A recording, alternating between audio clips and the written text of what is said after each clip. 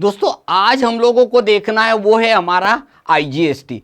पर आईजीएसटी कैसे होता है, आईजीएसटी कैसे काम करता है, आईजीएसटी का उपयोग हम कैसे करते हैं, और कल जो लास्ट डे हमने जो पढ़ा था उसको यहां पर हम कैसे यूज करेंगे। एक बात ध्यान रखिएगा कि कल की चीज भी अगर आपको समझ में नहीं आई होगी, या जीएसटी एक्टिवेट करना नहीं आया होगा, या जीएसटी में किसी भी प्रकार की प्रॉब्लम आ रही है, तो आज भी वही चीज फिर से रिपीट होते हुए हम आगे बढ़ेंगे, क्योंकि आईजीएसटी भी पार्ट होता है जीएसटी का, और हमें वैसी ही प्रोसेस करना है जो हमने लास्ट डे के अंदर करी थी। इतने समय से हम लोग रेगुलर देख रहे हैं, और हमारा एक एक चीज हम जीएसटी के अंदर बारीकियां भी हम सीखने वाले हैं आगे चल के।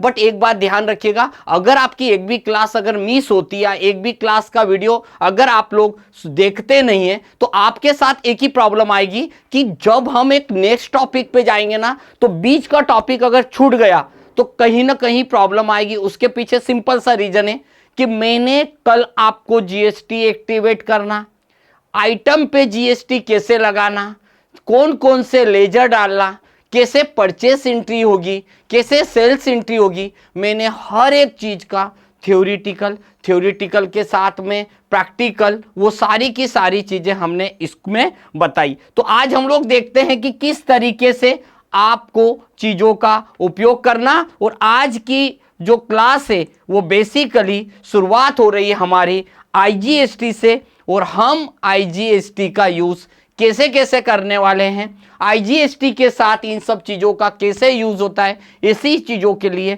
हमारा वीडियो आखिरी तक आप देखिएगा। ये क्लास आपके लिए बहुत इंपॉर्टेंट है। और आईजीएसटी का जैसे कि उसका मीनिंग ही होता है integrated goods and service tax, मतलब कल की एंट्री आज की एंट्री में मेनली डिफरेंट ये होगा कि कल जो हमने पढ़ा था वो हमने ये पढ़ा था कि कोई भी वस्तु, कोई भी माल, कोई भी प्रोडक्ट अगर हमारे राज्य से, हमारी स्टेट से, हमारी स्टेट में ही अगर हम खरीदते और बेचते हैं तो किस तरीके से हम मेंटेन करते हैं वो हमने देखा। आज हम करने वाले हैं, अगर मैं एमपी के अंदर बैठा हूं, अगर मैं महाराष्ट्र से कुछ प्रोडक्ट खरीदता हूं और गुजरात में कोई प्रोडक्ट बेचता हूं, तो जब कोई व्यक्ति, कोई कंपनी अपना माल एक राज्य से दूसरे राज्य में अगर परचेस और अगर सेल्स का काम करती है,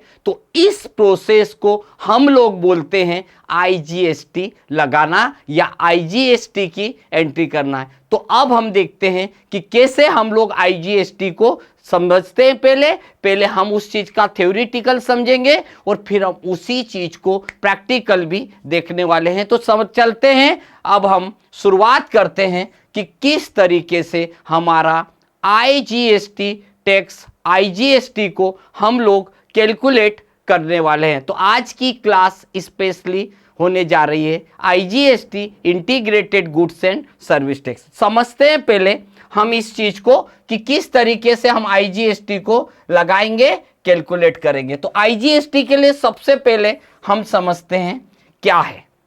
देखिए यहां पर मैंने एक डायग्राम बनाया है जो कि फुली ब्लैंक है। इस ब्लैंक जगह पर मैं कुछ करने वाला हूं, डाटा आपको एक्सप्लेन करूंगा। याद रखिएगा, अगर आपको ऐसा लगे कि इस डेटा को मुझे स्टोर करके रखना है तो आप इस चीज का स्क्रीनशॉट भी लेके रख सकते हैं। तो पहली बात करते हैं, मैं बैठा हूं एमपी के अंदर और मैं हूं आपका नेटलिंक। अब क्या हुआ है कि मैं हूं नेटलिंक और मैंने अपनी कंपनी में एक एजेंसी है मेरे पास, पर वो माल जो आता है वो महाराष्ट्र से आता है और उसी माल को मैं गुजरात में बेचता हूं और मैं बैठा हूं एमपी में।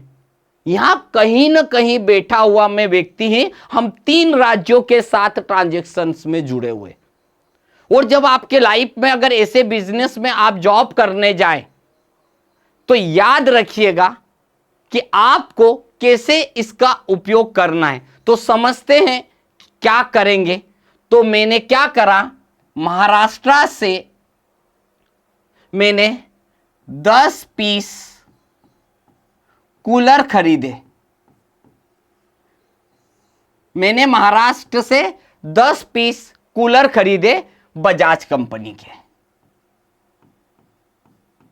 ओके, अब ये कूलर के ऊपर गवर्नमेंट ने बोला है 18% जीएसटी लगेगा, यानी नियम के अनुसार अगर 18% जीएसटी, तो मतलब जीएसटी नहीं बोलेंगे हम, अभी से आईजीएसटी लगेगा। क्यों? क्योंकि महाराष्ट्र एक अलग स्टेट होती है। मैंने महाराष्ट्र से ये 10 कूलर खरीदे, एक कूलर की प्राइस थी 10,000, तो टोटल 1 लाख रुपए के कूलर हुए, 18,000 टैक्स हुआ, तो ये कूलर बन गए मेरे 1,18,000 रुपए में। मेरी कंपनी नेट लिंक पर पहुंच गया, जो कि एमपी के अंदर मध्य प्रदेश में अवेलेबल है। अब ध्यान से देखिएगा, मैंने कूलर परचेस किए 10 पीस, 10,000 का एक, तो 1 लाख हुआ, 1 लाख का 18% जीएसटी 18,000 हुआ, तो कुल मिला के यहां पर हमारा 1 लाख रुपया उसकी वैल्यू हो गई यहां पर, और 18,000 रुपया टैक्स हो गया। इस तरीके से मेरी कंपनी में 1,18,000 में यह प्रोडक्ट पहुंचा, आ गया मेरे पास। अब क्या हुआ, मेरे पास जब आया तो एक प्रकार से देखा जाए तो यह हुआ मेरा आईजीएसटी लगकर आया। अब क्या हुआ, एक कस्टमर ने बोला जो कि गुजरात से बिलोंग करता है, तो मैंने क्या करा, इस कंपनी ने बोला कि मुझे 5 पीस कूलर चाहिए, तो मैंने 5 पीस 15,000 रुपए का रेट इसे कोड कर दिया। मैंने 5 कूलर इन्हें बेचे, प्लस साथ में 18% आईजीएसटी टैक्स लगाया, तो जो भी टैक्स आया वो जुड़ के इस पार्टी के पास प्रोडक्ट पहुंच गया। मतलब कुल मिला के ये हुआ कि मैंने महाराष्ट्र से 10 पीस खरीदे, गुजरात में केवल 5 पीस बेचे, अब बचे हुए 5 पीस यहां पर गए, अब हमारे पास 5 पीस बचे, तो यही 5 पीस मैंने अपनी ही स्टेट में बेचे 15,000 रुपया प्लस 18% जीएसटी के साथ। जब कोई भी प्रोडक्ट मैं अपने ही राज्य में बेचूंगा तो लगेगा सीजीएसटी प्लस एसजीएसटी, और जब मैं किसी दूसरे राज्य से खरीदूंगा तो लगेगा आईजीएसटी, और जब किसी दूसरे राज्य में बेचूंगा तो लगेगा आईजीएसटी। यहां पर एक मोर इंपॉर्टेंट पार्ट ये होता है, ये मेरी 2 बातें याद रखना। मैं आपको टेली प्राइम में लेटेस्ट वर्जन में अकाउंटिंग सिखा रहा हूं, तो प्राइम के अंदर कंप्यूटर हमसे ये नहीं पूछता है कि महाराष्ट्र इंटर स्टेट है, गुजरात इंटर स्टेट है, तो हमें क्या करना है। अगर आप यहां पर काम कर रहे हैं तो जब आप किसी कंपनी का नाम डालेंगे, मान लीजिए एबीसी कूलर्स, मैंने कर दिया अपोलो कूलर्स जलगांव, ये जलगांव जो है वो महाराष्ट्र में है, तो मैं जब नाम डालूंगा, जब लेजर डालूंगा, उस समय स्टेट कर दूंगा महाराष्ट्र, तो कंप्यूटर समझदार है कि जो कंपनी है वो मध्य प्रदेश की है और महाराष्ट्र से प्रोडक्ट आया तो ये इंटीग्रेटेड हुआ, मतलब दूसरे राज्य से आ रहा है। जब मैं इसे बेचूंगा, ठीक है, तो मैंने बेचा सूरत कूलर्स, सूरत गुजरात,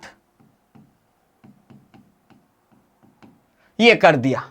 तो जब मैं गुजरात को बेचूंगा तो कंप्यूटर देखेगा कि एमपी से गुजरात में जा रहा है, तो कंप्यूटर समझ जाएगा कि ये भी इंटीग्रेटेड है। मेन पॉइंट यहां पर है कि अगर आप टेली प्राइम में करेंगे तो टेली प्राइम में आपको स्टेट डालना कंपलसरी है।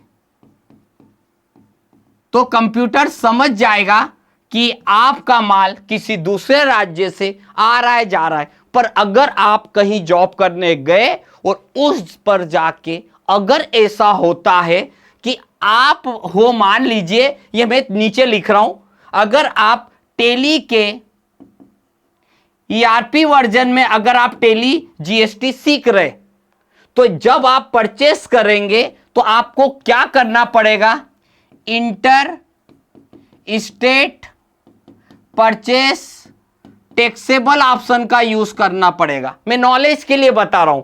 और जब आप किसी कंपनी को बेचेंगे तो आपको करना पड़ेगा इंटर स्टेट सेल्स टैक्सेबल।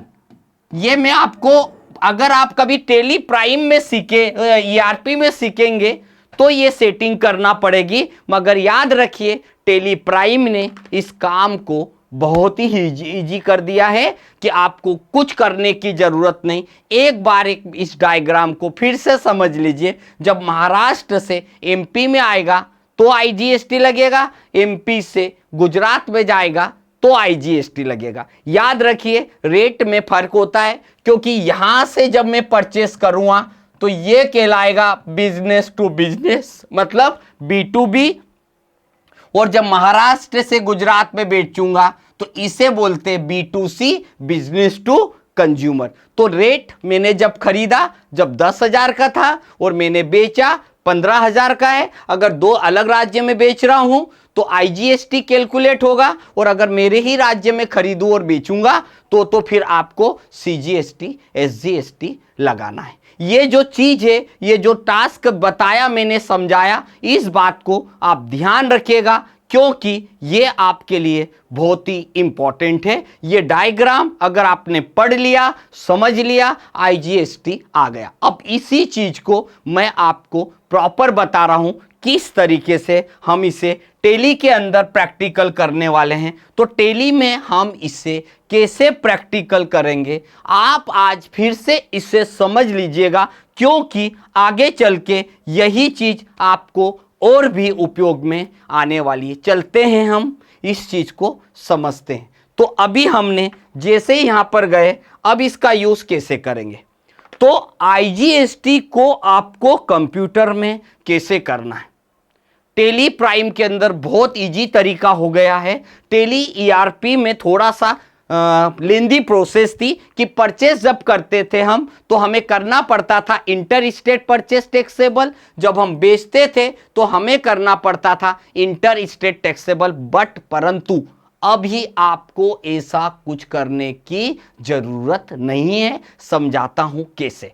तो सबसे पहले मैंने बनाया यहां पर इंडिया कूलर्स कंपनी, इंदौर नाका, भोपाल, स्टेट मध्य प्रदेश 450001। याद रखिएगा मैं एमपी में बैठा हूं और एमपी में बैठे बैठे मैं गुजरात और महाराष्ट्र के साथ ट्रांजैक्शन करने वाला हूं। मेरी जो स्टेप्स कल मैंने बताई थी, सबसे पहले कंपनी बनाइए। मैंने आपके सामने सबसे पहले कंपनी ही बनाना बता रहा हूं। तो कंपनी बनाई, कंपनी बनाने के बाद यहां पर आपको जीएसटी ऑप्शन दिखाई देता है। इस जीएसटी ऑप्शन को आप एक्टिवेट करेंगे तो आपको कंप्यूटर को यह बताना है जो मैंने कल बताया था। एक बार मैं उसको फास्टली रिपीट करूंगा, क्योंकि ये रोज नहीं करना पड़ता। हम जब तक सीखेंगे तो हमें रोज करना है, बट रियल लाइफ में आप जिस कंपनी में जॉब करोगे तो ये सब रोज आपको कॉन्फ़िगर करने की जरूरत नहीं होगी। ये सिर्फ मैं आपको बता रहा हूं। बात करते हैं, मैं एक रेगुलर डीलर हूं। मैं यहां पर गया, मैंने जीएसटी नंबर लिया, कुछ भी ले लेता हूं,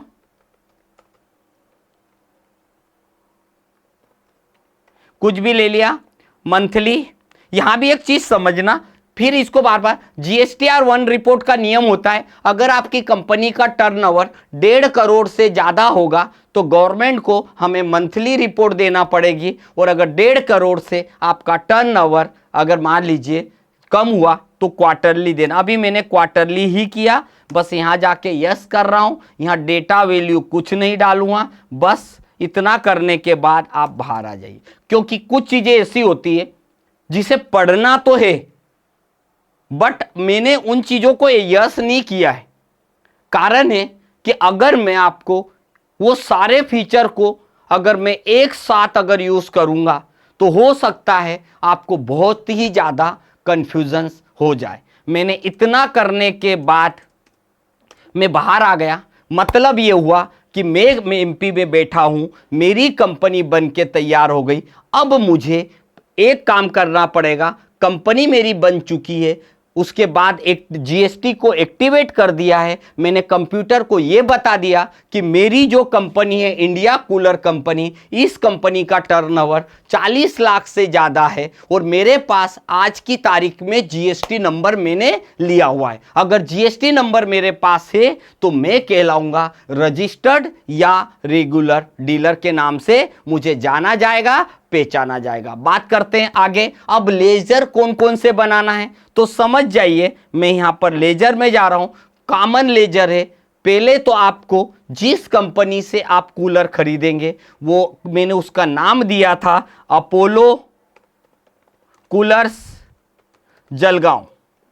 जलगांव महाराष्ट्र में है। तो मैंने यहां पर सन्ड्री क्रेडिटर्स बनाया कि भैया ये तो मेरी क्रेडिटर्स है और आराम से आप जाइए और यहां आके रुक जाइए, क्योंकि यही एक ऐसी चीज होती है जो कंप्यूटर को बताएगी कि आपको सीजीएसटी एसजीएसटी लगाना है कि आपको आईजीएसटी लगाना है। ये दो बातें यही बताएगा। तो मैंने बोला कि जो अपोलो कूलर कंपनी मेरी है ये महाराष्ट्र से बिलोंग करती है और जो भी पिन कोड हो, जो भी जीएसटी नंबर रियल लाइफ में होगा, जिस कंपनी से आप प्रोडक्ट परचेस कर रहे हो उसका पूरा प्रॉपर जीएसटी नंबर आपको डालना है। ये हो गया उस कंपनी का नाम जिससे मैं कूलर खरीदूंगा। अब बात करते हैं जिस कंपनी को मैं कूलर बेचूंगा उस कंपनी का नाम भी आपको जो भी नाम होगा, मैंने लिखा सूरत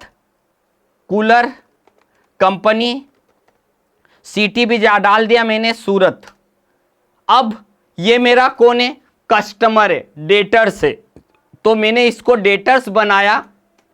अब ये कहां है, जिस कंपनी को मैं अपना प्रोडक्ट बेचूंगा वो गुजरात की कंपनी है। तो गुजरात अपने आप एक स्टेट है तो मैंने गुजरात कर दिया। आप ध्यान से देखिएगा, ये कंपनी है वो गुजरात, मतलब मैं बैठा हूं एमपी में, मैं खरीद रहा हूं महाराष्ट्र से, मैं बेच रहा हूं गुजरात। तो यहां पर ये 3 स्टेट्स के बीच में ट्रांजैक्शन चल रहे हैं। इतना करके आ गए और ये जो हुए ये वो 2 स्टेट के नाम मैंने डाले, उन 2 कंपनियों के नाम मैंने डाले जिन व्यक्ति जिन कंपनियों के साथ मैं आज आईजीएसटी को समझने वाला हूं। अगली बात करते हैं हम लोग सीजीएसटी एसजीएसटी। ये 2 लेजर तो आप डालते थे, आज एक तीसरा लेजर और डालिएगा जिसको बोलते हैं हम लोग आईजीएसटी। तो हमने यहां पर करा CGST like duties and taxes, then go to GST और यहां पर जाएंगे सी फॉर सेंट्रल टैक्स। इसी प्रकार से एसजीएसटी डालेंगे, ड्यूटीज एंड टैक्सेस पे जाएंगे, अगेन जीएसटी से कनेक्ट करेंगे और एस का मतलब होता है स्टेट टैक्स, ये भी मैंने डाल दिया। अब एक तीसरा लेजर जो कि आज हम पढ़ रहे हैं, ये तो कल की भी चीज हो गई थी, आज मैंने नया पढ़ाया IGST integrated goods and service tax.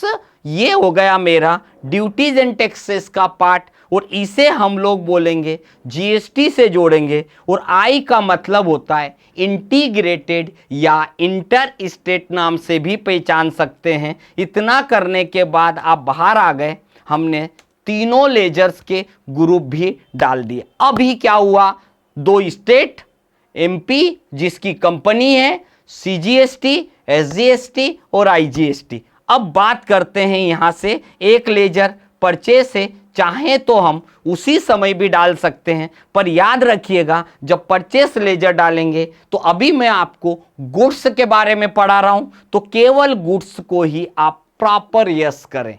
उसी प्रकार से जब आप सेल्स को करेंगे तो सेल्स पे जाइए, उसको भी गुड्स कीजिए। एक बात ध्यान रखिएगा, गलती भी कर देंगे तो प्रॉब्लम नहीं आएगी, परंतु ये गलती की आदत आपको डालना ही नहीं है। तो एक परचेस हुआ, सेल्स हुआ, उसके बाद आपके सामने मैंने कौन कौन से लेजर डाले। अल्टर में जाइए, लेजर में जाइए, एक जिस कंपनी से मैं माल खरीदूंगा उस कंपनी का नाम, एक जिसको बेचूंगा उस कंपनी का नाम, दूसरा CGST, SGST, purchase sale, then IGST। ये वो लेजर है जो मुझे जरूरत पड़ेगी। परंतु अब हम चलते हैं उस लेजर को, उस बिजनेस के आइटम को, जिस आइटम का हम लोग करने वाले हैं बिजनेस, और मैं उस आइटम का नाम रखने वाला हूं कूलर्स। तो चलते हैं, क्रिएट बटन दबाएंगे, और ये जो GST कितना % लगेगा, ये चीज ही तो हमें इस आइटम पे सेट करना है। याद रखिएगा, आपकी कंपनी में कोई आइटम 3% का भी हो, 5% भी हो, 12 भी हो, 18 भी हो, 28 भी हो, टेंशन मत लीजिए। सभी को डालने का तरीका एक साथ एक कंपनी में सभी प्रकार का लेन देन, सभी प्रकार के ट्रांजैक्शंस किए जा सकते हैं। बात करते हैं लेजर के बाद हम चलते हैं directly go to the item. मैंने यहां पर डाला, मैं हूं कूलर कंपनी का डिस्ट्रीब्यूटर हूं, और मेरे पास अगर कूलर का लॉट आता है और मैं लॉट बेचता भी हूं, तो मेरे पास है बजाज कूलर, मैंने आइटम डाला, परंतु अंडर का मतलब होता है हमें जो GST का रेट, HSN कोड जो डालना है वो हमें ग्रुप पे बैठकर डालना है। तो ग्रुप पे बैठ के कैसे डालेंगे, देखिए मैंने यहां पर अल्टर C करा, मैंने डाला कूलर्स।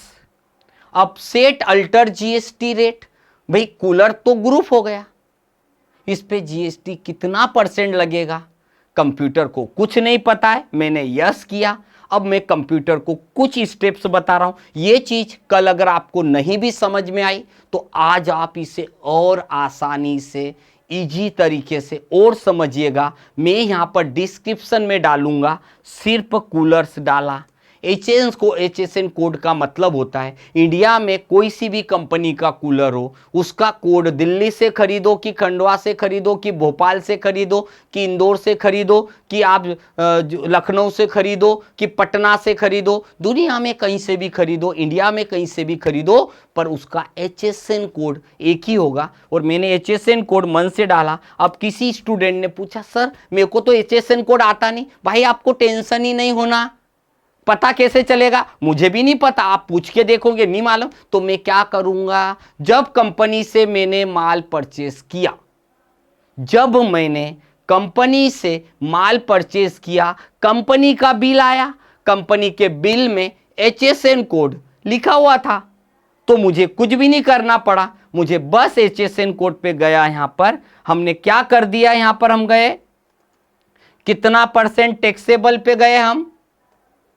अब हम यहां पर जैसे जाएंगे, हमें करना क्या है, एंटर किया, देखिए यहां पर कूलर डाला, HSN कोड डाला, टैक्सेबल अब कितना % रहेगा, तो जो भी टैक्स का % रहेगा, मैंने 18% डाला, बस इतना करा। 18 जैसे ही डाला तो ऑटोमेटिकली CGST 9, SGST 9 ऑटोमेटिकली आ गया। बस आपको यहां एंटर करके बाहर जाना है।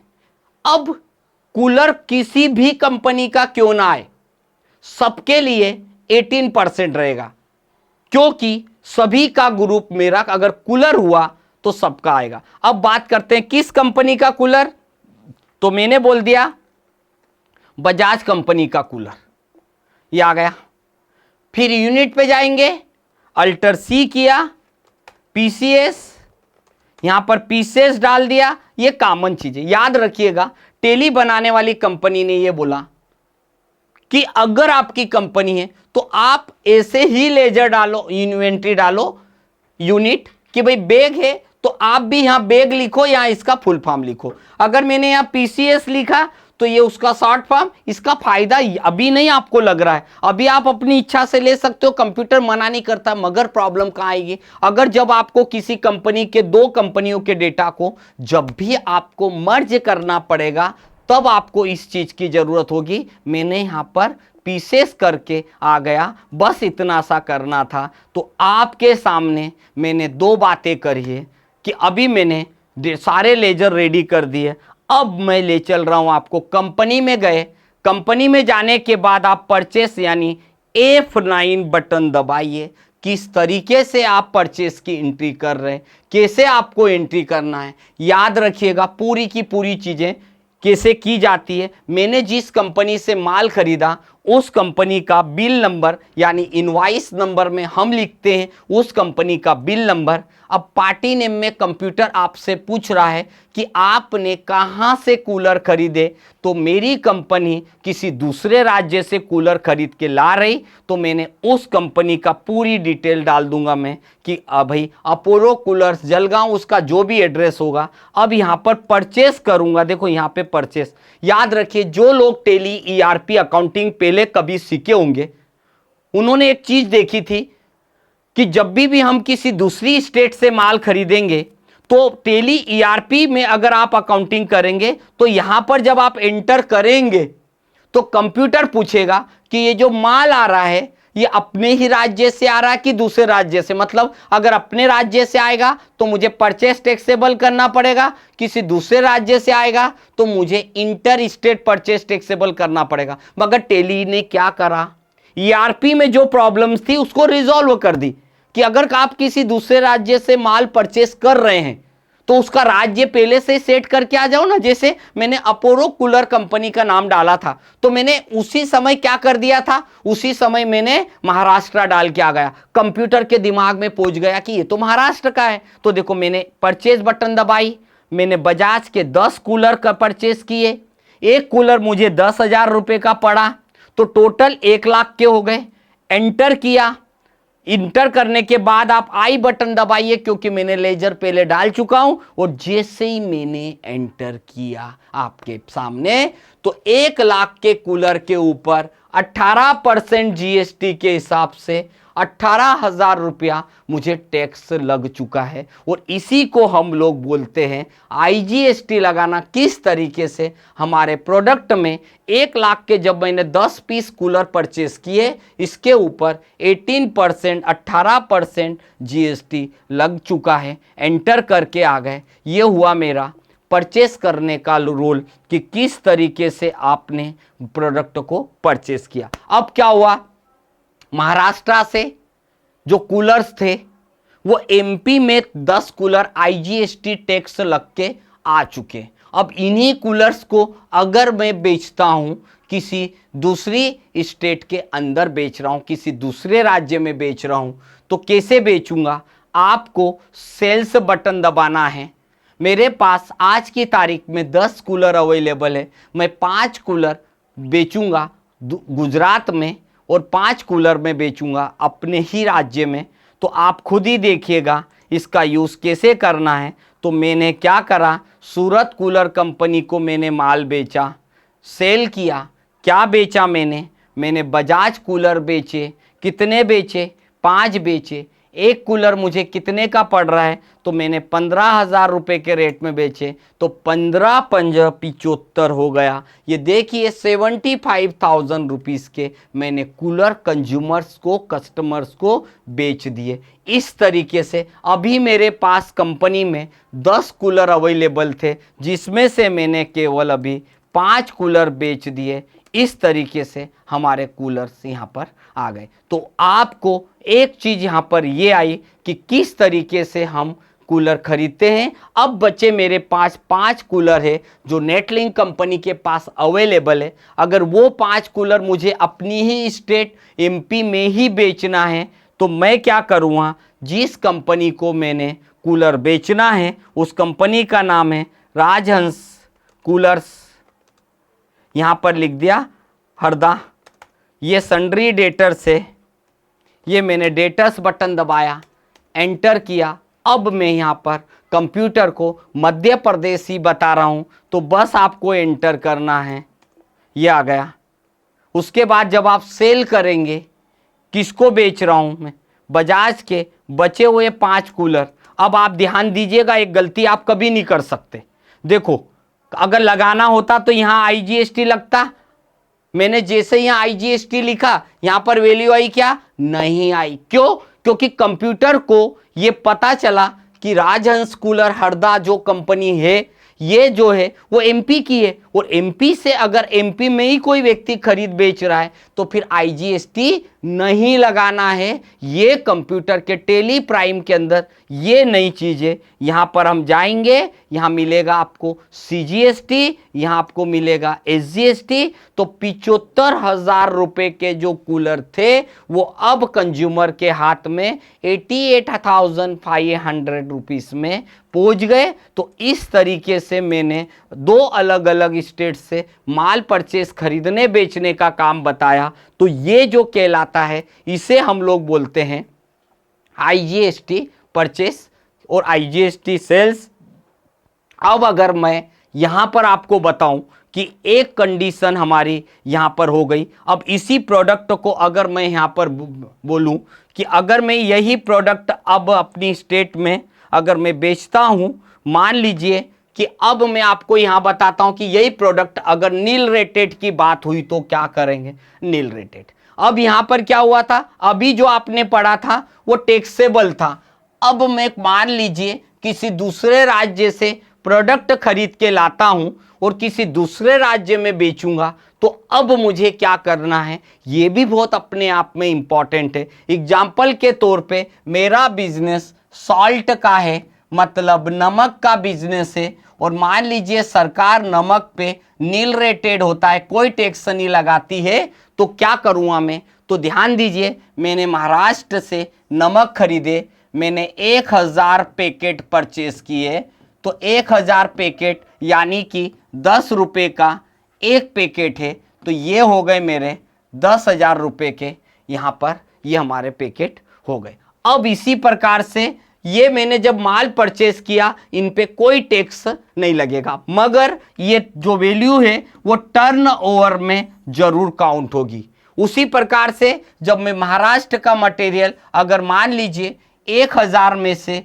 500 पैकेट में इसी प्रोडक्ट को मैं बेचना चाह रहा हूं कि मैंने गुजरात में बेचा और मैंने रेट यहां पर कर दिया एट द रेट 15 रुपये के हिसाब से बेच रहा हूं, तो आपका ये 15 रुपये के हिसाब से। अब बचे 500 पैकेट, 500 पैकेट में अपने ही राज्य में बेच रहा हूं, तो ये पूरे की पूरे पैकेट, और मान लीजिए अपने राज्य में 20 रुपये के हिसाब से सेल हो रहा है। तो यहां पर आपने एक चीज देखी, आइटम नील रेटेड है, कोई टैक्स का रोल नहीं है, परंतु जीएसटी रिपोर्ट में टर्नओवर का भी एक रोल होता है। तो मान लीजिए किसी प्रोडक्ट आपके बिजनेस में कोई ऐसा प्रोडक्ट आता है जिसके ऊपर कोई टैक्स नहीं लगता है, ऐसी कंडीशन पे आप करेंगे क्या, ऐसी कंडीशन पे आपको करना क्या है, तो समझाते हैं। इस कंडीशन पे आप क्या करोगे, तो इस कंडीशन पे आपको जो देखना है वो देखना है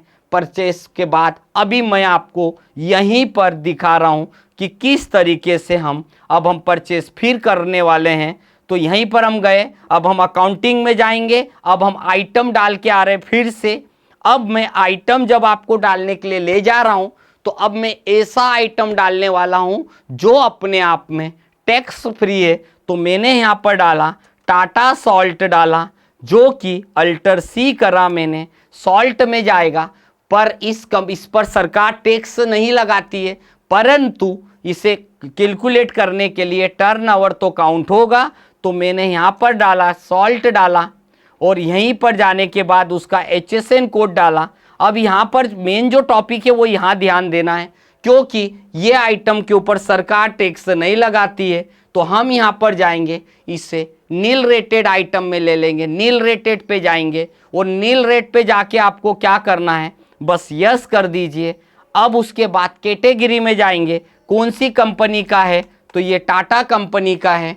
इसी के साथ में काय में बेचते हैं, तो मैं यहाँ पर लिख रहा हूँ PKT, पैकेट्स कर दिया मैंने।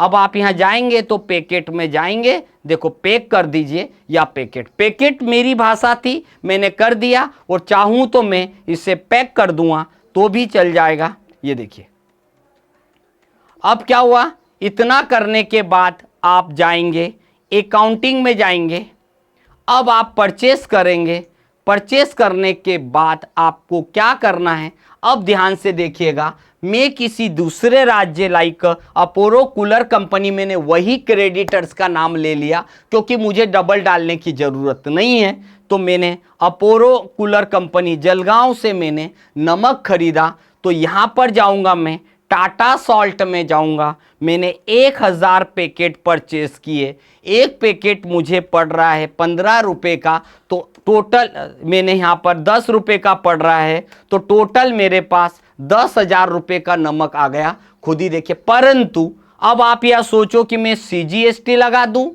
IGST लगा दूं, कोई भी टैक्स नहीं लगेगा इसी कंडीशन पे, केवल वैसी एंट्री करना जैसा आप परचेस सेल की करते आए हो वैसी ही एंट्री हम करेंगे, हमने ये खरीदा। अब मेरे पास 1000 आइटम आए नमक के, क्योंकि नमक नील रेटेड होता है, ऐसे कई सारे आइटम आएंगे, मैं आपको लिस्ट शेयर कर दूंगा, या गूगल पे जाइए 0% नील रेटेड कौन कौन से आइटम है पता चल जाएगा। इसी क्रम में मैं बेच रहा हूं, मान लीजिए एक कंपनी, सूरत की कंपनी को यही नमक बेच रहा हूं, तो बेचते समय भी मैं ऐसे ही लूँगा। मैंने टाटा सॉल्ट बेचे, 500 पैकेट बेचे, एक पैकेट मैंने 15 रुपये के रेट पे बेचा, तो 15 5 75 रुपये, 7,500 रुपये का मैंने सूरत की कंपनी को बेचा। 500 पैकेट अभी भी मेरे पास अवेलेबल है, तो वो पैकेट मैंने अपनी ही स्टेट में बेच दिए।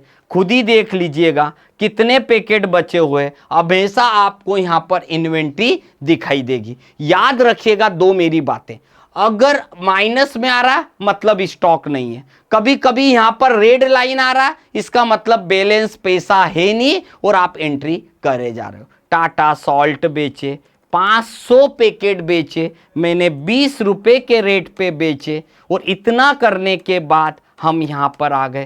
टोटली अगर देखा जाए तो किस तरीके से आप इसे खरीद सकते हैं, बेच सकते हैं, कैसे कैसे उपयोग कर सकते हैं, इन सारी चीज़ों को जो मैंने अभी एक्टिविटीज़ की है, अगर मैं यहाँ प्रॉफिट एंड लॉस पे जाऊँगा, जाने के बाद अगर अल्टर के साथ F1 बटन दबाऊंगा, याद रखिएगा मेरे प्रॉफिट एंड लॉस पे मैं गया, मैंने 1,10,000 रुपये का माल खरीदा, 1,67,000 रुपये का मैंने माल बेचा। अभी आप देखेंगे आपका प्रॉफिट हो गया 57,500 रुपया मेरा प्रॉफिट हो गया। दूसरी बात करेंगे, अगर मैं बैलेंस शीट पे जाकर अगर एंटर करता हूं तो मेरा कंप्यूटर मुझे ये भी बता देगा कि कितना माल खरीदा, कितने लोगों को पैसा देना है, कितना माल अभी आपके पास पड़ा हुआ है, तो उसके हिसाब से टैक्स कितना है वो भी आपको कंप्यूटर बता देगा। इस तरीके से हमने जितनी बार परचेस सेल, और याद रखिएगा आपको कभी भी जीएसटी की रिपोर्ट देखना, वैसे मैं आपको देखना सिखाऊंगा, कभी भी जीएसटी रिपोर्ट देखना है तो आप डिस्प्ले मोर रिपोर्ट में जाना, यहाँ पर आ जाएगा, जीएसटी रिपोर्ट में जाएंगे, एंटर करेंगे और यहीं पे आपको मिलने वाला है GSTR 1 और GSTR 3B। याद रखिएगा GSTR 1 रिपोर्ट वह रिपोर्ट होती है जिसके अंदर हमें ये पता चलता है कि हमने कितना बेचा, हमारा सेल्स कितना है, वो सब चीज़ें आपको बताएगा। उसी प्रकार से जब हम GSTR 3B रिपोर्ट देखेंगे तो हमारा कंप्यूटर हमें जितना भी ट्रांजैक्शन से हुआ है वो भी बताएगा। पर एक इम्पॉर्टेंट वर्ड आपके लिए है कि यहाँ पर कभी भी एरर नहीं आना चाहिए। अभी 1 एरर मुझे जीएसटी रिपोर्ट में बता रहा है, और क्या बता रहा है वो भी जब मैं यहाँ से जाऊँगा, एंटर करेंगे तो कंप्यूटर बताएगा कि जिस कंपनी के साथ आपका लेन देन है उसके लिए नेम ऑफ ड्यूटी लेजर आपने नहीं डाला। मान लीजिए मैंने यहाँ जीएसटी डाल दिया, कितना डालना था वो भी मैंने अमाउंट डाल दिया। ऐसा करने से आपको पूरी की पूरी चीज़ें आपको कंप्यूटर एरर को रिजॉल्व करेगा और यहाँ पर आपका ज़ीरो वैल्यू हट गई। आप देखिए आपके सामने पूरा की पूरा टैक्स बताएगा, कितना खरीदा, नील रेटेड आइटम कितने का खरीदा। मतलब आपकी इस रिपोर्ट को जो व्यक्ति देखना सीख गया, मतलब वो जीएसटी रिपोर्ट में कभी भी एरर नहीं आएगी। ऐसी चीज़ों को हम लोग one by one, step by step पढ़ेंगे, क्योंकि हर एक चीज़ टेली के जीएसटी पोर्शन में जाते हैं। सारी की सारी चीज़ें अपने आप में बहुत इंपॉर्टेंट है। आज के टॉपिक में हमने जीएसटी के ऊपर फुली जो लेक्चर रहा है वो पूरा टैक्स से रिलेटेड है। और फिर एक बार मैं बता देता हूं, जीएसटी का जो ये सेक्शन था आईजीएसटी का, कल तक हमने पढ़ा सीजीएसटी, एसजीएसटी, आज हमने पढ़ा आईजीएसटी।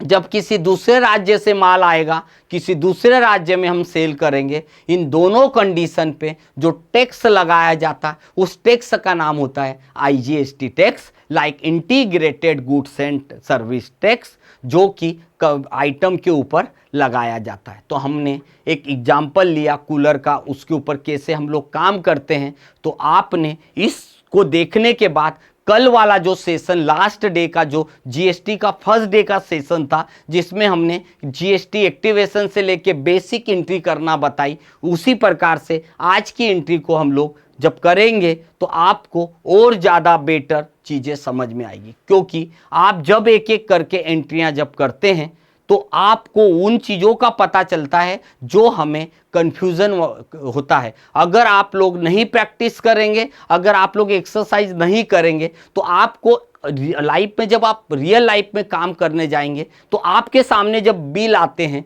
तब आपको कन्फ्यूजन्स होंगे। तो आज की क्लास के अंदर हमने आपको जीएसटी के कैसे लगाया जाता है, आईजीएसटी कैसे लगाया जाता है, नील रेटेड आइटम कैसे उसकी एंट्री की जाती है, इसी सारी चीज़ों के बारे में हमने आज की क्लास में देखा। आई थिंक आपको आज की क्लास पूरी अच्छे से समझ आई होगी।